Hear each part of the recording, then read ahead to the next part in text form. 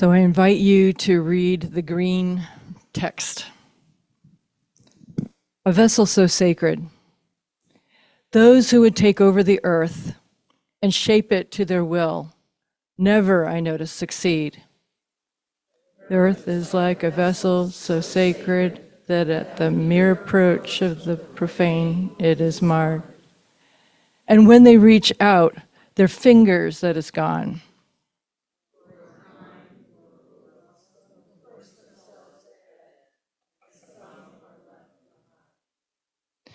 For a time in the world, some make a great noise, and some are held silent.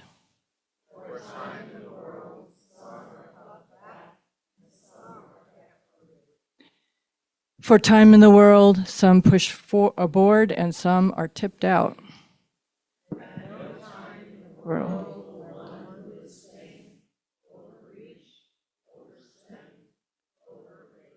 Thank you.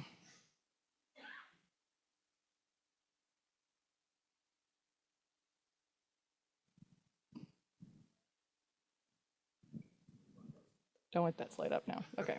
Okay, got that part.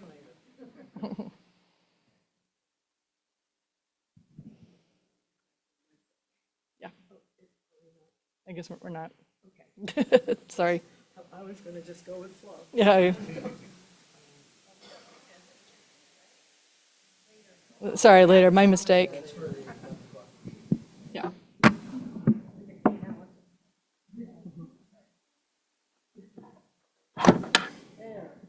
Mm-hmm.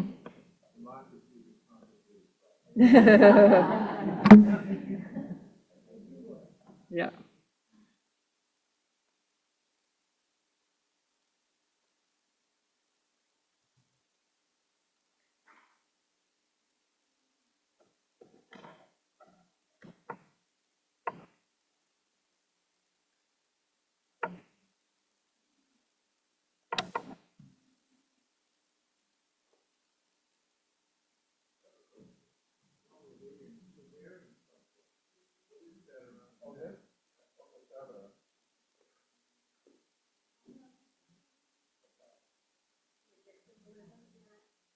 It's on. Is there symbolism? Okay. Is there a symbol? Yeah, so this is a feather for the people online. The symbolism behind the feather, yes. I have found myself collecting feathers. I mean, I have for years at the beginning of my practice, feathers and things were offered to me by, medicine people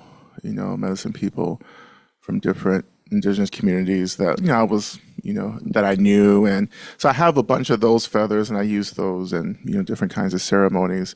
But last year, I started just collecting these kind of pendants, these metal feather, and I have several of these, and I would go into a store or something and just see these, and I would just get it, and I would string them together into necklaces. This one's from a friend of mine who runs a shop in my neighborhood, and she gets these in. But the feather for me symbolizes many things. I think what it holds for me is it's about lightness. It's about mobility.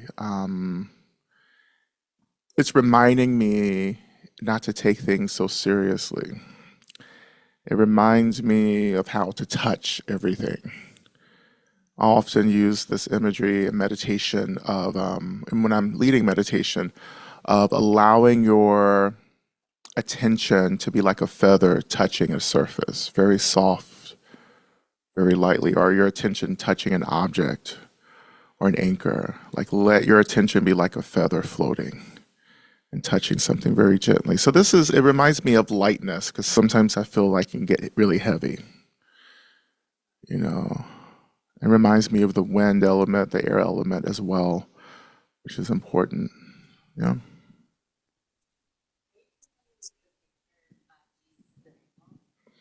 Maybe, can you describe it?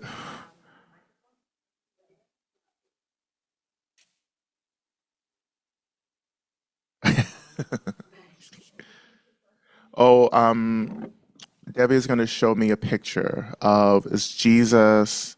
It's called Jesus of the People. Jesus of the people.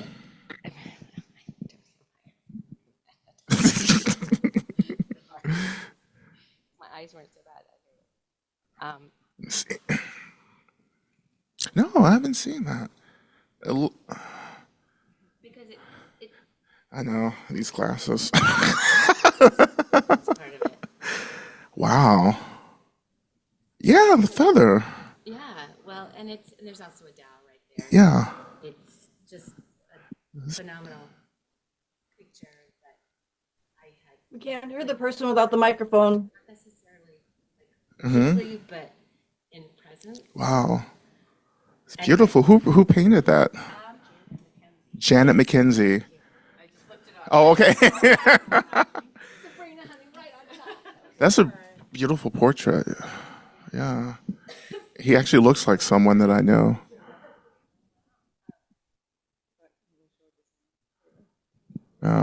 I mean, the feather has different meanings, different across cultures as well.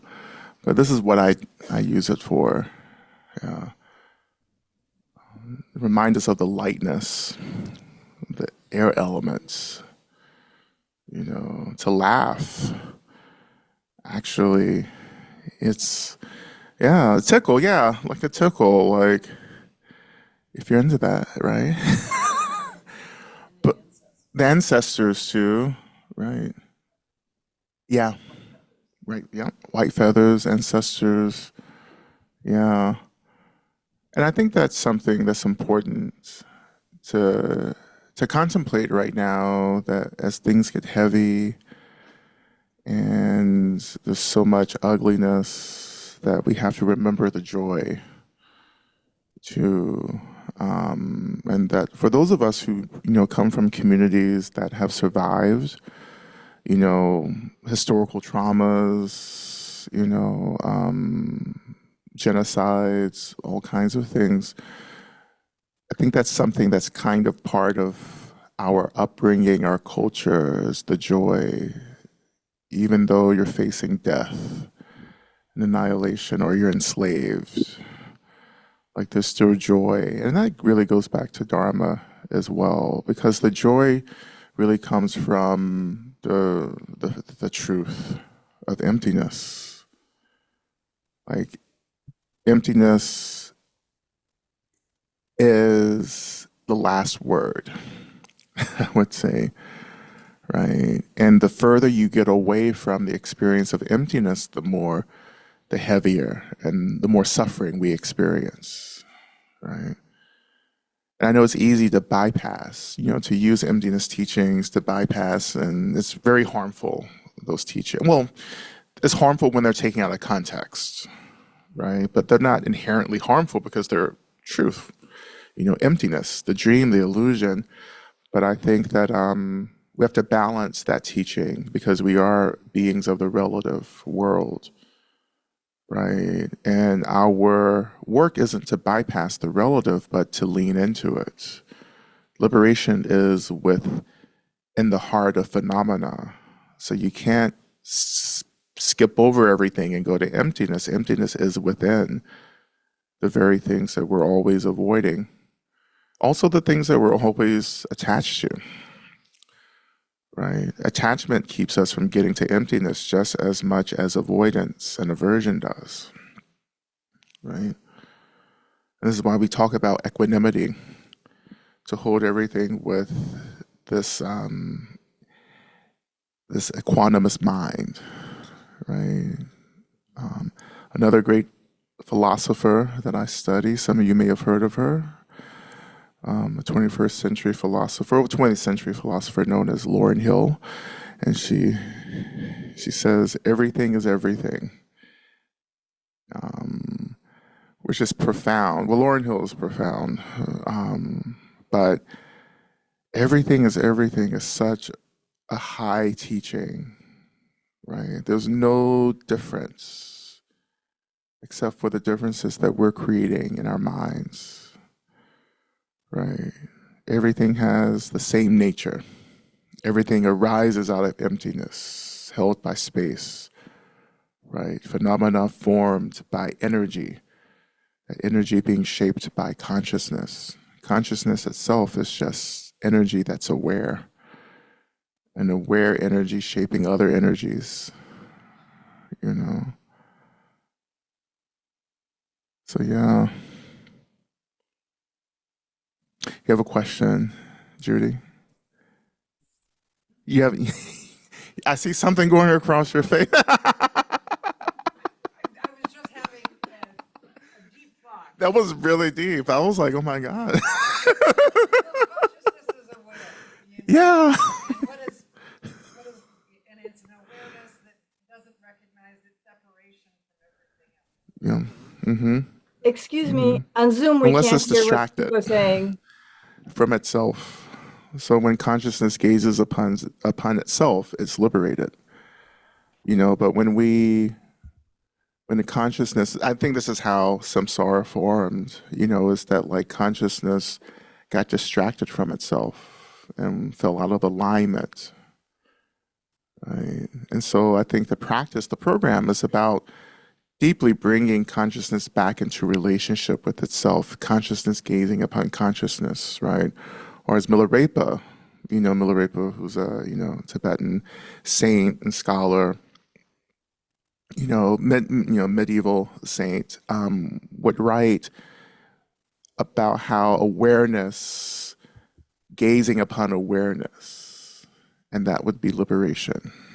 Yeah. Oh, we have a mic too. Pass the mic around. Yeah. Oh, yeah. We can. Yeah, just a question. I have no agenda for our last session, so I'm just whatever's happening is happening. So I was just wondering, you mentioned samsara a lot in a context that makes me feel like you see it as not the greatest thing. Oh no, it's not. Absolutely not. This is shit. Yeah. Uh-oh. I hear it coming. No, I mean, it is But- shit, but it's also, isn't it also a gift too? Like, in a way, no, there's so much beauty here though. That's part of the allure that keeps us in the cycle because, again, like I was saying yesterday, we've normalized and made a home in suffering. And so we get content and we say, well, this is really nice. The TV shows are wonderful. The cookies, I love ice cream and pizza. Like, the trees are wonderful. And that's great. I mean, recognizing the beauty is important. I'm not saying that like you should just be miserable, but what I'm saying is that we're settling for something that we don't have to settle for. And that's the thing. It's like, can we push beyond these temporary pleasures back to the ultimate liberation, which is bliss? Can we return back to that instead of continually being lulled by something that just feels comfortable? Okay, so building off of Yeah. that, because I hear what you're saying, I'm really just trying to understand. So like the first part of what we're doing though is accepting the mess, right? And like learning to sit with it with, equanimity, right? Like it's here. It's neither good nor bad. It's just here. And the same as the beauty, like it's just here to acknowledge and see all of it, right? Yeah. So that's just like step like Well, one half or one, and then you're talking about like step 38 or something. I don't know. Yes and no. And we're learning to pay attention to what has been unconsciously created in order to reclaim our agency to let it go. You say that again, please. Okay. I know that was I was working that out as I was speaking. So So can you say it again? yeah, so we are learning to become aware, to pay attention to something that has been created and put on autopilot.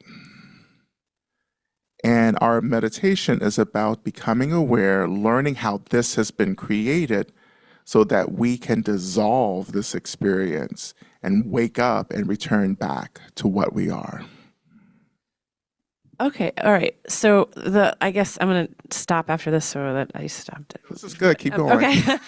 So one of the things our minister talks about is he's quoting somebody else that I don't remember, but like you use don't really believe in hell, right? And so like when he does talk about that, he talks about loving the hell out of this world. Can you make a connection Absolutely. to that? Well, again, my framework of love is acceptance. So I need to accept this completely, both the comfort and the discomfort, in order to see this clearly for what it is. Because as long as I'm pushing something away or grabbing onto something, then I'll never have a real clear understanding of what this situation is. Okay, I do have one last one. So then how do you not see samsara as a gift then? Because we have to learn. We can't just automatically be created and know, and we can't learn without that process, right? Yeah, I see that point. Absolutely. Yeah, it can be a gift. Right, but you have to understand that, like, yes, this can be a gift because it's teaching us how to get free, but we can't see it as a gift, meaning that, like, this is such a really great experience. No, oh God, Right. no, No, I yeah. definitely do not speak from that, no. Yeah, Yeah, like, because for me, like, I feel like acknowledging the pain and the struggle Yeah. and the hurt and the grief and the loss is hard. Yeah. And so the only way for me to sort of find the way to take steps forwards towards freedom that you're talking about is to acknowledge that even those things are gifts in their own way. exactly. Yeah, and you have to recognize those as gifts. So when there's discomfort and suffering, you say, okay, I can use this to get clear about who I am and what things are. So in that way, yes, it's blessings, it's a gift, it's medicine. Yeah, absolutely. So you're there. Like, I like how you're thinking. That's how I think. 'Cause that's the stuff I would say, and then people would be like, "What are you talking about?" And about hell Thank you. itself. I love talking about hell and heaven. I think it's wonderful. See, like I told you, like, but no, I think hell, because I like talking about it and thinking about it because I grew up with hell being weaponized against me to force me to be a certain way. So if you don't, or if you have to be a certain way or else you go to hell. And I just felt like that was so oppressive and carceral, and New Saints, I really link kind of like, I would say samsara with this idea of the carceral state, the spiritual, like the mental, emotional carceral state, and I align that with the political relative carceral state. I think that's important because my area is spiritual abolition, and that's what New Saints is. It is my extension into spiritual abolition work and claiming that and defining what that means, because everyone turned into an abolitionist in 2020. Everyone's a Marxist, everyone's an abolitionist, everyone learned to bake bread. I mean, it was just really intense. And then everyone was like taking on the mantle of abolitionists and really watering it down. And abolition is stark, but full of love and care. But abolition says anything that gets in the way of freedom has to be disrupted. Right. So there's no reform. Yeah, John Brown. Yeah. Well, John Brown was really intense. Yeah, that's another story too, but I'm getting distracted. All the stories are building up. But no, like, so everyone was like, oh, I'm an abolitionist. I was like, okay, let's go back to that and really understand what that means, right? Because abolition isn't about reformation. It's about it's about letting things fall apart and rebuilding what is actually liberatory for people, right? So you can't make the old system work, which is what America keeps doing for centuries. Let's just keep refining this until it's no longer for people's liberation, but for a few people, for the comfort of just a few people. And this is the period that we're in. Like, we can't reform anymore because we've hit the extreme. now. And so things are going to have to just reboot, right? So that's abolition. But to redo it, and so in spiritual abolition, I'm saying, okay, we have to do this with a lot of love and a lot of care. And then I align that with, ultimate teachings, as well. So that's what I was doing. But I'll get to hell in a second. I know and then, yeah, John Brown, John Brown, I love talking about John Brown. And to Harriet Tubman loved John Brown. She was like, this is a white dude that's getting shit done. I mean, he was killing a lot of people, it was more like a mass murder, but but she was it was so interesting, the relationship, if you read the writings and the accounts of her relationship. Frederick Douglass was terrified of John Brown. Frederick Douglass was like, this white dude is out of control. Like he would scare Frederick Douglass, But Harriet Tubman was like, this dude is about business. And so John Brown was the first person who called Harriet Tubman general before she went to the Civil War. Because he was like, she's in charge. They had a very interesting relationship. And she was going to be at the raid in Harper's Ferry, but she got sick. She was going, yeah, she got sick, but she was helping him recruit. It's just, what happened. And she deeply disliked Abraham Lincoln. She was like, this white man is not getting things done. And that created, I know abolitionist history is my thing, but and then that created the tension between her and Sojourner Truth. Because Sojourner Truth was about 10 or 11 years older, than Harriet Tubman. And of course, Harriet Tubman was like this young, I'm gonna just get shit done. Yeah, that energy. And Sojourner Truth was a deep supporter of Abraham Lincoln. And, Harriet Tubman was like, listen, he's not getting anything done, but Sojourner Truth was like, we have to support him, and they just couldn't see eye to eye. So they were never like friends, but they just kind of were friendly when they were together in different meetings, yeah. So anyway, that's just a little bit of abolitionist history, as well. So we have a question here. Oh, hell. We're gonna get there. Here, go ahead. What's your question? Let's get to your question, and I get to hell later. Hell is always present. So, so you had referenced creation, that it's created. So I just wanted you to spend some kind of roomy time there and talk a little bit about your notion of created by whom or what or how or what your notions of that might be. Yeah. Thank you for that question. Because in Vajrayana Tantric Buddhism, which is one of my core practices, which I'm a Lama in, we talk about creation and depletion. Or creation and dissolving. It depends on your language. Actually, creation and completion is what we say. So the idea is that, as I was saying earlier, right, we're creating this as we go along, right? And we're filling in the blanks as well, because when you look at, some of the literature around the nature of mind and how mind operates in tantric literature, it's like a film strip, it's just like one picture on a strip, and it just runs really quickly across light, creates the illusion of motion, right? And that's what the mind is doing. Nothing's really happening. We're creating this sense of progression and change, right? But actually we're just abiding in emptiness, and we're filling that with this illusion, this creation. Because again, our consciousness has lost contact with itself.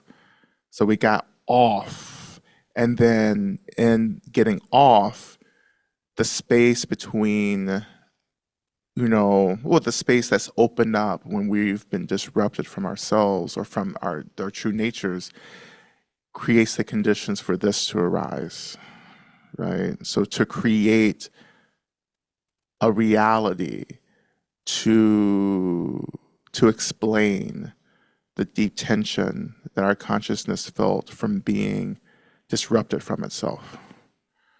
So that suffering is actually just being, in a way, like disembodied from our core consciousness, if that makes sense. Let me put it in more tangible terms, right? It's like coming out. For those who've had to come out about different things, like there's a big truth in our lives that we have to articulate, and you may remember what it was like before coming out.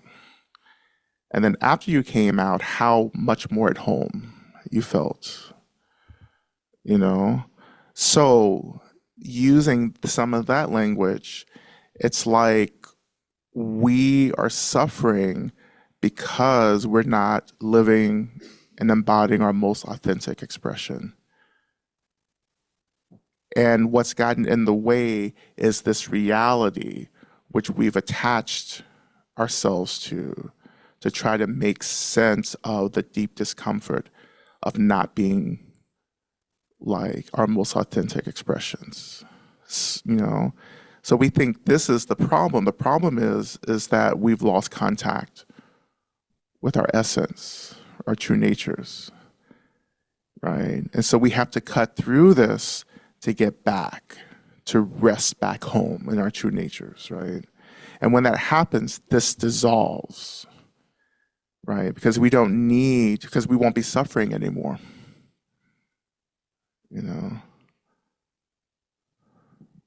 So I don't know.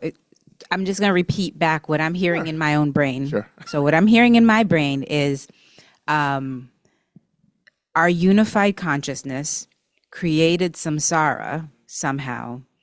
And we, in this kind of movie-like atmosphere, are suffering through it and are not recognizing our unified nature, which is the truth.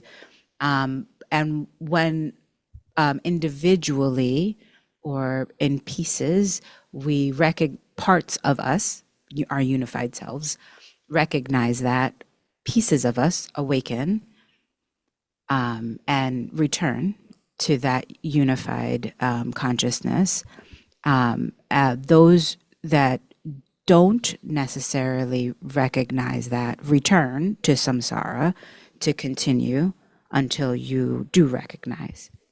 Yeah, I would agree with that. Yeah. Yeah, how does that feel for you? Is that something that's workable for you to continue practicing with? I'm sorry. Is that workable for you to continue practicing with? Is there any more?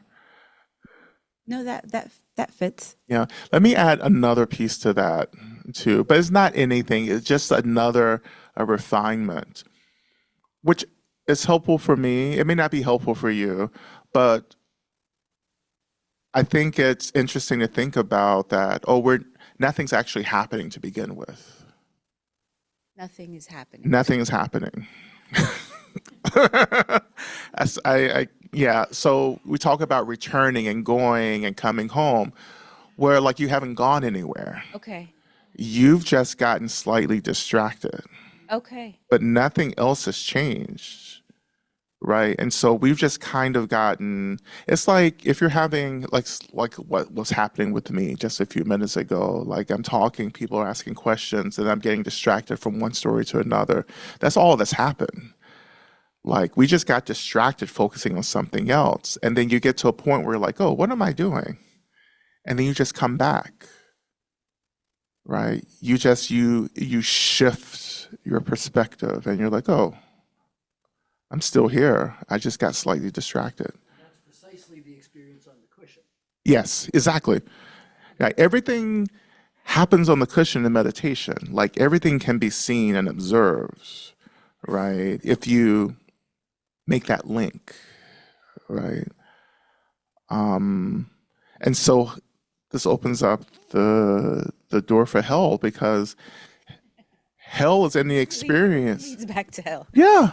Well, I think we're obsessed with it, but I think when I got into Dharma, it just made more sense. Like, I do believe in hell. Like, a hell is in the experience where we're not centered in our true selves and our most authentic selves. So samsara can be a hell for people. And it is, some of us have survived some really intense stuff. There are people in the world currently surviving hell. We come from people who have survived hell. Like, hell is really very relative, But beyond this experience, I think there are experiences that people can die and be born into that feel very, very much like hell. Right. And in Tibetan Buddhism, you do study the hell realms and you study heaven realms, right? But we don't study those to say that's it. That's just a phase that one moves through when they're still trying to figure out what they are, right? The further you are from your essence, like from your true nature, the further you are in hell. Yeah. Yep. Yeah. So I'll just repeat, so Cheryl was saying that's the original sin, getting far away from your original nature. Absolutely. You forgot what you were, and then you created a narrative to explain why you felt the way that you felt. Why you ate the apple. Yeah. Got drunk at the theme park while you ate the apple, the fruit, in the garden, you got away from what you are, and that just creates suffering. Again, talking about coming out. Like, when I came out, particularly around my queerness and gayness, all of a sudden, like, there was a lot of happiness. It was still hard, but I was like, oh, I feel much more at home. And I've learned how to cultivate that over the years, over the decades since I come out, This is what we're trying to do. We're trying to tell the truth about ultimately what we are, relatively who we are. We can't be a what in the relative, but we can be our most authentic expressions in the relative. And then that links us back to our most ultimate expression, which is a state of being, which we can call God. Actually, which I do in New Saints, this emptiness, which is free from suffering, which is actually free from duality. That's the thing that's hard for us to wrap our minds around. We're trying to go past pleasure to a place where, like, pleasure and pain actually aren't a thing. And then you break down because you're like, what is that? Right? Because we can only think in terms of duality, and emptiness transcends duality. Right? To transcend the duality of pleasure and pain, to hit pleasure and say, I'm going further. Right? I'm going into the emptiness of pleasure itself. And that's the returning. Right? But we get attached to pleasure and comfort. And you say, I don't want to go beyond this, because isn't this the point? No. It's to exhaust this whole illusion of needing pleasure. Right? That's far out. This is why we practice. Like, this is beyond concept, it's beyond language. Funny. And this is why we're practicing non-conceptually, to experience this. Like, that state of emptiness resides beyond any language. Right? Bliss. Bliss is the primary energy, the primary state of emptiness. Bliss is something that we can't possibly get close to in the body, in the relative. Bliss annihilates the illusion.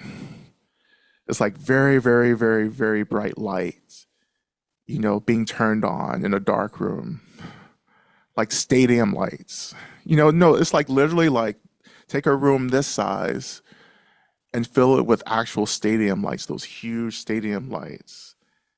And when you turn it on, let's just say we're all in here, we turn it on, like we would be burned. Like that's a lot of heat and a lot of energy. That's what bliss is. So bliss can't be held in the relative because it will obliterate the illusion. That's why we're transcending all of this to return back to this ultimate state, which is in itself just bliss. So it's nothing to obliterate. There's nothing to be afraid of. It's just what we are in that state. Like the sun. Like you can't get close to the sun, right? Yeah. hmm And the movie, so the question was, I was being asked, Debbie asked me about the movie Logan's Run, you know. It's not great. I remember, I mean, I used to watch it growing up, so I was a latchkey kid. So like everything from the 70s, 80s, you know, I was watching. But Logan's Run is about this dystopian society where people aren't allowed to age beyond like 30 or something, you know. And then they go through this ritual ceremony where they're just kind of executed publicly, you know. And then of course the movie is like two people decide to like run away and they realize that like it's all a lie, you know, as one does in dystopian movies. But yeah, you know, it's just like, oh, but that sun thing, that ball of light that they use, you know, that's what you're talking about, you know, that they float up to this ball of light and they're annihilated, you know, but that's what it is. And so as long as we're attached to body, attached to form, attached to this illusion, we are going to be averse. We're going to push that experience away because we're much more into this limitation, right? Instead of like the truth of our unlimited natures that are free from duality. Yeah. And that's the project. Yeah. Mm-hmm. So I guess I think what we're talking about here is, I guess part of the way I look at it is we spend our whole lives, or I've spent my whole life building up this egoic self, right? And this is, I think this is what you're talking about when you're talking about the mind and, you know, the mental constructs that I've just been churning out for year after year. And until you actually meet this path and this practice, you don't even know what's behind all that. You don't even know that there's anything else. So, I mean, I find that just miraculous in and of itself. But so I think this creation that we were trying to dig into is that just helps me understand it. You know, that there's this being that I've created that I'm so invested in, and the dismantling of that is hard. It's really hard. Oh, yeah. But as you said it Friday night, I guess it was, for the first time, you know, things are going to die in the process, right? And we have to not be too afraid of that. Yeah, well, absolutely. You know, you will be afraid, but like you can hold that fear, Yeah. you know. But this is a slow process as well. It's a slow dissolving of the realness, not quickly, but very slow. And what that feels like is space. Like more and more you begin to feel that there's more space, there's more potential. Everything isn't so sharp anymore. And I think I've started to realize as I've just begun this process how, you know, you let go of some things and you realize you really don't need them. You just, you know, and I don't miss it. You know, sometimes it comes sneaking back in and, you know, you go, well, we don't need you anymore. There's some things I'm really not ready to let go of, but anyway, thank you. Yeah, and what the practice does, the program does, is first of all, it recognizes the subversive nature of ego. that is always going to be protecting itself, no matter, like we're getting more and more aware of the nature of ego, which is its antithesis, to know, to shine that light and say, okay, what is this? Right? And the ego is always co-opting everything to keep itself in focus and hidden, including spiritual practice. Right? So we are creating, I would say, the practice is intentionally creating these intense binds that will manifest or feel like just intense suffering. And in those moments of intense suffering, you know you're looking at the ego head on. Right? Is when you feel good, that's when it's like, okay, wait. Right? You know, but like, and so that's when we talk about the blessing of suffering. Well, that's the part of the blessing, is that when you're in it, you know that you're in a relationship to this ego, and you can start making real choices about liberation and freedom, or recognizing the nature of things. Yeah. Absolutely. So we're saying there's a little bit of grief involved in the process. Yeah, absolutely. This is a path of mourning. Right? Because you're letting go of the person you thought you were. And that's heartbreaking.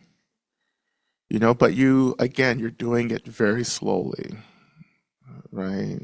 Like if you just do the program, is laid out in a way that when you experience these deeper, things happening, then it's integrated. Right? And that integration is like just a relaxing, not experiencing these truths and getting tighter, but actually experiencing these inner truths and saying, okay, let's expand, let's get softer, let's get more fluid. Yeah, absolutely. That's it. Well, question in the back? Yes, Yeah. Lama Rod. In a sense, I'm hoping that you will go back to hell with me for a moment. And so I had an intense experience during a hurricane back in 2012, and I was trying to mop up the water that was flooding into our condo, and so of course I started meditating, and the intensity grew higher and higher, and I asked for help. And immediately the answer, the directions came through. And so, of course, later I realized I was chanting the Heart Sutra, and so I was coming right into my body, and I'd be in the body for a while, and then it was time to go totally outside of the body, did that. And then as I'm watching, the ego is saying, but am I going to get stuck out here? And but what was mind-boggling for me, good, and heart-boggling, was that it always came to a point where it was like energy itself just said, I must plunge back into the body. And so as I've been listening to you, I realized that for years I've thought of samsara as a punishment, that it's hell and a punishment. But instead I realized I'm connecting it now with that experience where energy is just saying, come, come dance with me. Yeah. Yeah. That's it. Be awake with me. Yeah. Well, I would say, in more tantric tradition in general, that is the call of the mother. That's the mother principle. Come dance with me. Come abide within this swirl of energy.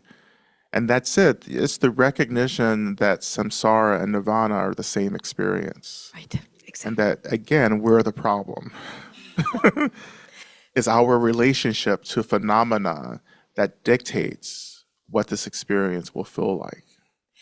I wanted to add one other thing that also really surprised me. When I became aware that there was this beautiful plunging back into the body, my heart chakra exploded.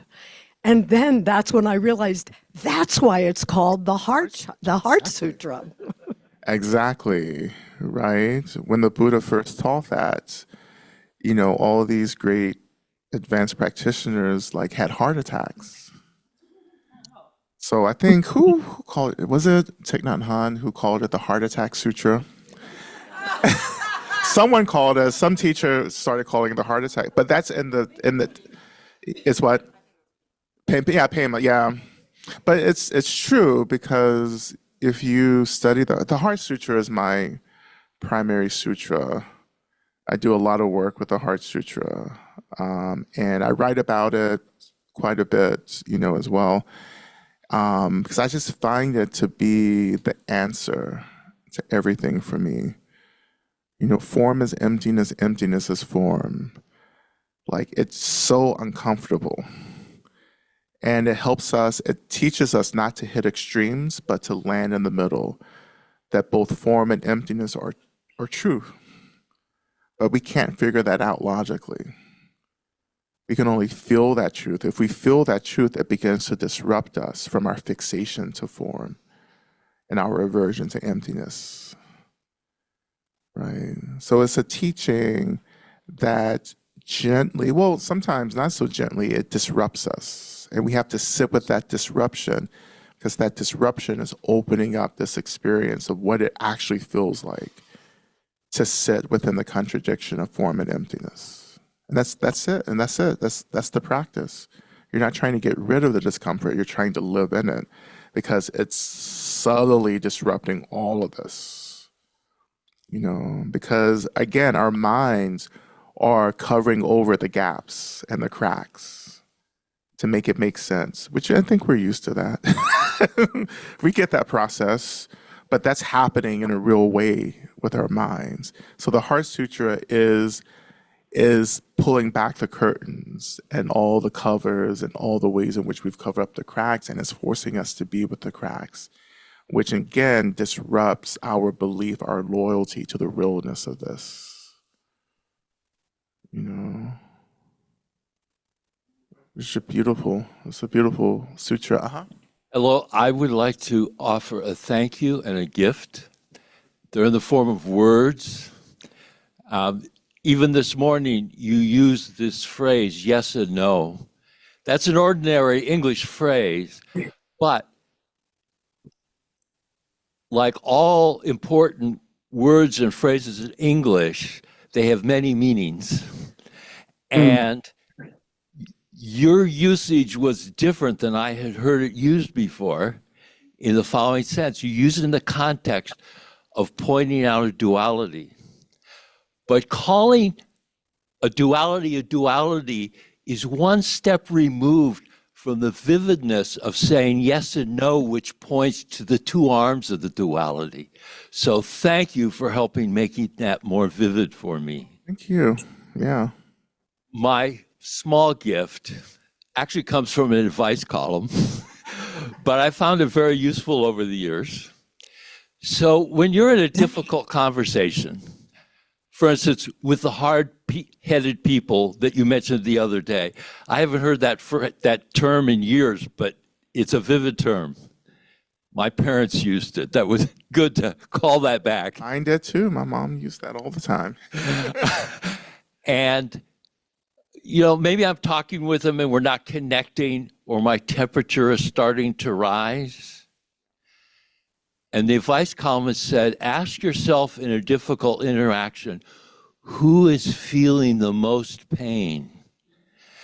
And when I think of that, I sometimes go to a type of meditation where I imagine holding them in my hands and just providing support, because I don't know what their pain is, but I can recognize the pain. And continuing on some other things you said today and yesterday, when I have an image of my hand holding them, you know what else is there? All the space around it. And that's part of your softening, I think. Thank you.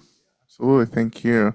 And again, I have a practice for that in the New Saints. It's an actual contemplation that, I developed years ago just for my own practice, where it's just like moving through the world and looking at the assumptions that you make about people and their suffering. And it just prompts you to think, reflect, okay, who is this person? What are they struggling with? I just had a difficult interaction with so and so. I wonder, like, what they've survived, and what kind of trauma they carry. It's empathy. Really, it's empathy training, which is under attack. Because you can't keep these violent systems going with empathy. So the billionaires are like, well, we can't care about people. The Christian right, well, they're not quite Christian anymore. The so-called, allegedly, yeah, it's just, I don't know. I do know, but Anyone see me? Sandra has a question. Oh, good. Hi, I'm on Zoom. I Can you can hear repeat me? it. Mm-hmm.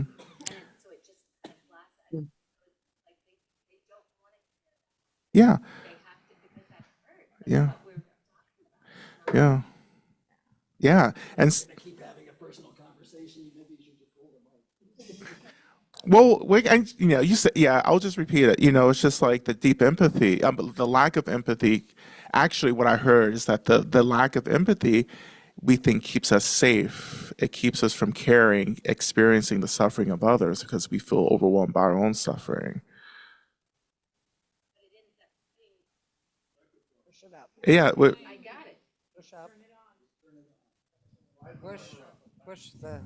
I have a question online. There you go. All right. Hello, can you hear me? Instead of being afraid to feel the deep caring that I think tends to be more naturally there, then people will harden and that ends up deflecting. Yeah. So that you're coming across as just like rageful at everybody because you're trying so hard. That's the only, it's like a pressure cooker. Like when people are shut down like that, they're pressure cookers, and they feel that intense pressure, that intense suffering, and they weaponize it against others, right? So again, it goes back. It's like, well, do you really hate me or are you just suffering? And like, I just happen to be here in front of you, and I'm getting it, or people who look like me or present like me are getting it, because that's how you've attached the expression of this anger, this deep hurt, is to people like me. And a lot of people who are particularly challenged with all that's going on, and certainly working in the city of Baltimore, it's like it's a minefield. Yeah. And recognizing that you can't take anything personally, because there's a lot of people suffering and afraid and trying to be locked down, and it's. But that's what we're facing too. Like collectively, we're realizing that a lot of us weren't raised with the skills to do this level of personal emotional labor, which is why I talk about in Love and Rage.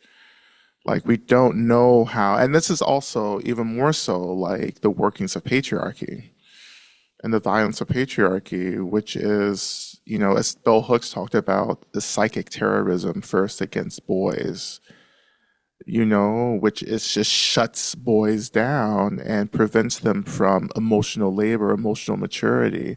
And that creates this pressure rising thing that reinforces a collective system of domination, right? And control, right? And that's what has to crack. And you see all the studies and scholarship around men and young boys right now. And it's because of, it's like, it's patriarchy. Like, why don't we just say that? It's like, oh, boys are lonely, they're being left behind. No, it's patriarchy. And we don't know how to name it because patriarchy, of course, is aligned with the maintenance of capitalism and racism and all these systems of violence. So if you start dismantling one thing, everything else is going to go. So I have two sons and an ex-husband, and I have a name for that patriarchy, but it's okay. I felt the heat around ex-husband. Oh yeah, we'll do one online. Yeah. Hi, thank you. Empathy. What was something I was thinking about? Empathy. Empathy forces us to change. And many of us don't want to change because the consequences of that change means that we have to confront the brokenheartedness, which is just another expression of suffering. And we don't feel like we can survive it, but there's no other way. So this is why I say the next great stage of our work collectively is grief. Like, we're going to have to learn how to grieve collectively because of everything that's happened. Because the truth of everything will find its way. No matter how much this administration is trying to erase everything, and you know why. Like, this is very clear. It's like, you can't deal with the pain, so let's erase everything. But the truth will not be erased. Like, there's too much of it. Our collective trauma is much greater than any reaction to it. It's like trying to push back a tsunami, right? You think you can build some walls and relocate some people, but it's still coming. It may not be now, it may not be tomorrow, but it's coming. And are we prepared for that? And this is why I think the question from last night from online about what do we do in our congregations and our sanghas and so forth to really create, I would say, grief-conducive environments and spaces. And so much of my platform, I try to incorporate grief work as much as possible, and I'll be offering, hopefully later this summer, what's called a grief portal.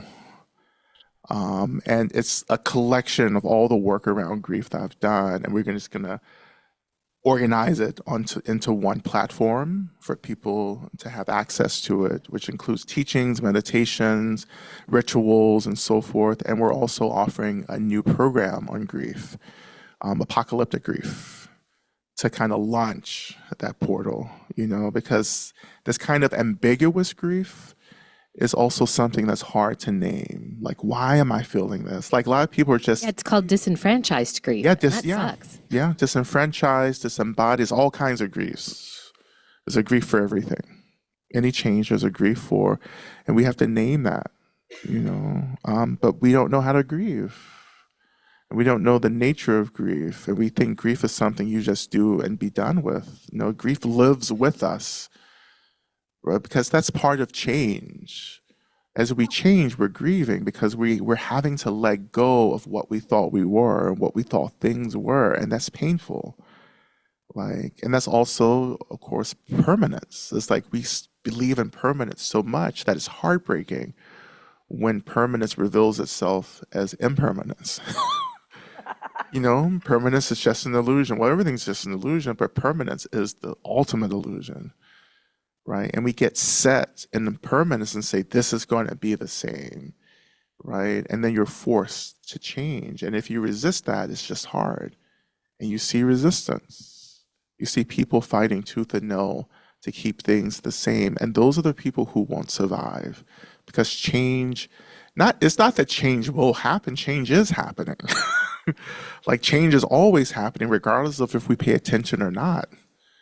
So there are people who will resist everything about change until they're just erased. And samsara can do erasure really well, right? Because if you really kind of step back and look at the totality of these teachings and the beliefs or the mythologies, it's like there are many beings who are lost in these, I would say, hells or these existences for a very, very long time,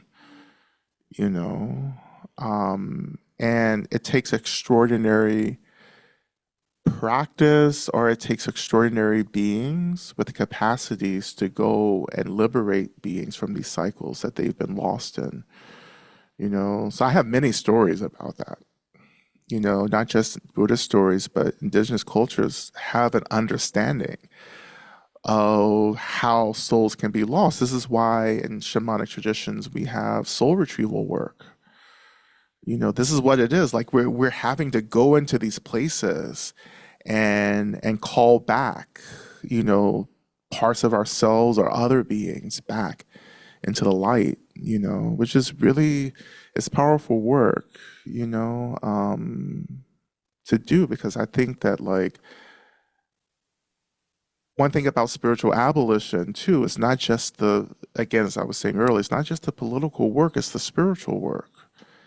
And in this moment, we're going to have to realign our spiritual liberation with our political, social liberation, right? Because colonization has created this disruption.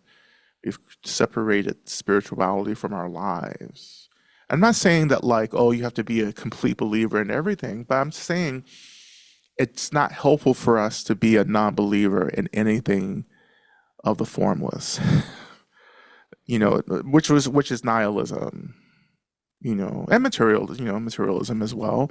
It's like there's nothing beyond what I can see and feel and experience, and that keeps us limited, and that contributes to us being controlled. Right? If you take people's beliefs from them, you take their power. When you take their power, you can control them. That's how colonization works.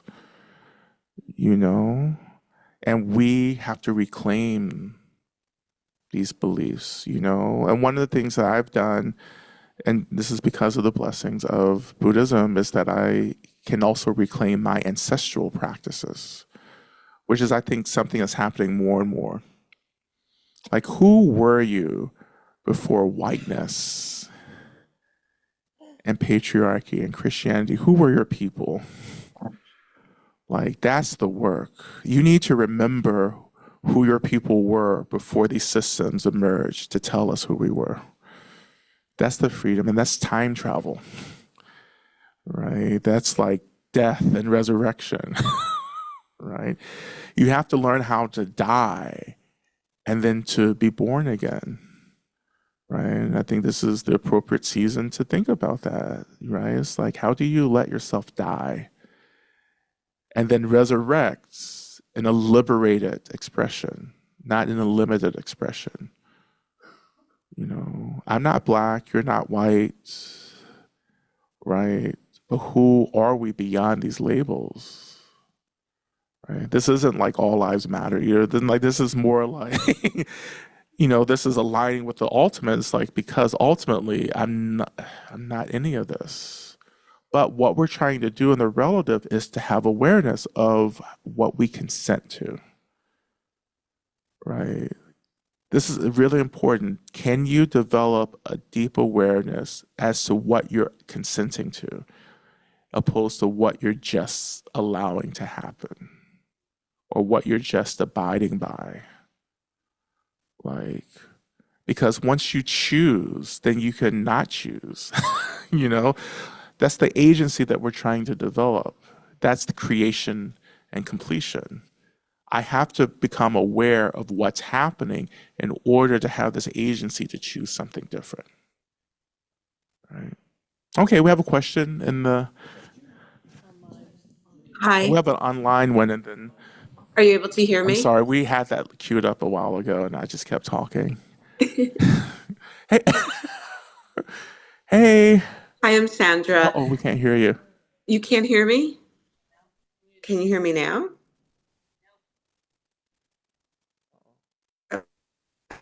I hear you guys. Oh no. What do I do? How do we make it so you can hear me? Is it on your end technically, or? We can hear you online too. They hear me online. So it must be you guys. Online person, we're not hearing you.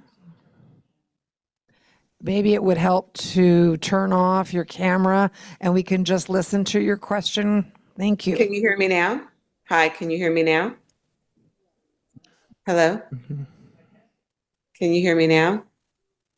That's okay. It's technology. Stuff happens, and the emergence of the Zoom tech. Sandra, I think Sam's trying to help. Can you hear me? Can you hear me now? Oh, okay, great. Yeah, you can You got also me? put it in the chat, Sandra, if I see your name correctly. Yes. Can you hear me or not? Yes. Oh, yay! Okay. So my struggle is a personal. So I'm struggling discerning personally between letting go and giving up and grieving. And the example is that I'm telling myself, I'm giving myself this narrative that says, oh, you're too old, or that past, you can't do it. How do I stop the suffering of this little basic spiral that I'm doing all day? Because I had an opportunity to pursue something. And part of me says, well, maybe you really don't want to do it. But I feel like a loser. So I don't know. Right. So I don't know what you can help me with on discerning between, am I letting go, or am I giving myself permission to be a failure, or not a failure, but giving up? Yeah, I mean, there's a lot of narratives there too. And what's beneath all of that is grief. Like I think there's something, there's some real disappointment somewhere that you're being asked to tend to. And it's not about choices to do things or not to do that. I think there's a fundamental like deep disappointment that has to be held and worked with before you can get to what decisions you need to be making. Can you give me direction on how to do that? Yeah. Well, in your practice, it's like you let go of the narrative itself and just you focus on the feeling, the experience. What's the experience, not the narrative? What are you feeling? How do you feel it in your body and your mind? Right? Can you sit with that? Can you hold that and not try to do anything with it? Because there's that feeling, that experience is actually trying to give you a direction. It's pointing you somewhere.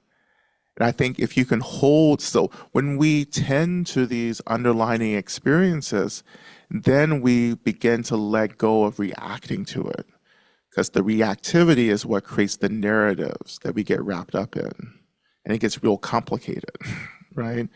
So tending to the grief, the disappointment, or the experience itself will actually clear up the wisdom that's trying to emerge. And you'll get clear about, okay, this is what I should be doing, right? You have to disrupt all these other messages that you're getting, all of these other narratives from other places, and just say, what do I feel? What is my experience now? And let holding that experience direct you. And when I get to like, all I want is peace in my life, then I feel like, I guess because I'm still a seed, I get to like, oh, I'm a loser because I'm not achieving, I'm not succeeding, I haven't made this great life of helping. Well, that's so much of that is capitalism. That's capitalism that's indoctrinated us and says that like we're only valuable if we achieve and accomplish and produce. Right. So that's part of the narrative that has to be disrupted. Are you doing this because you're trying to fulfill the needs of a violent system? Or are you doing this because this is actually part of your happiness, your peace, and how you see yourself being a benefit? Because these are two different things happening. Capitalism and our own personal goals. They become too entwined, and we're having to separate that. I do things because it is part of my liberation, and this is how I help people. Not because capitalism tells me so. Even though, right, you look at my resume and say, but aren't you overachieving? Right. No, it's like no one told me to go to Harvard. That was never an aspiration. It just kind of happened, that became an option. I only say yes to opportunities that I think will help me to do the work, period. Right. I could be rich right now, honestly, but I don't choose wealth. I choose the work of liberation, which goes against capitalism. Right. And so but I had to get clear about what my ethic was in life for me to make these choices, right? But you're having to sit with that underlying grief for right now and let it point you to the real choices for you. And if it's like, oh, I'm a loser, then sit with that. What does that mean? What does that feel like? What does that even mean? Who are you letting down? Like, who's losing? I get that too. I'm like, oh, I should be constantly doing this and that and working, blah, blah, blah. And I'm like, well, who's that in service of? Right? Like, those are the questions you ask. Who is this in service of? Am I loyal to a system, or am I loyal to my well-being? Because to be loyal to your well-being means that you become much more helpful and beneficial for those around you. That's the point of self-care in this framework, right? I can't become the medicine until I become the medicine I need. Right? That's the point, Okay, I hope that's helpful. I know we're getting close to time. Yeah, I know. Because you're talking about, this been such a fruitful discussion this morning and sharing from you, Lama Rod. And I just can't express my gratitude personally and on behalf of all of us gathered here for your willingness to be with us. Michael, will you come forward and grab 2 things over here? Is it my shirt? Because I'm not leaving without that. Well, I don't know. I was promised paraphernalia. we planned ahead, Yeah. Oh, yeah. Please help. So here's your shirt. Yeah. Would you do us the honor of holding it up to your face so we can see what it looks like, so our online folks can get a look? I hope it's Woo! Lama Rod is styling. He is styling. Yeah. And also, just for the sweetness and goodness and all that you have brought to our denomination and this group, we just have some flowers for you to take home. And Michael is bringing them up because Michael made that arrangement. Beautiful. Yeah. And the one sitting next to you.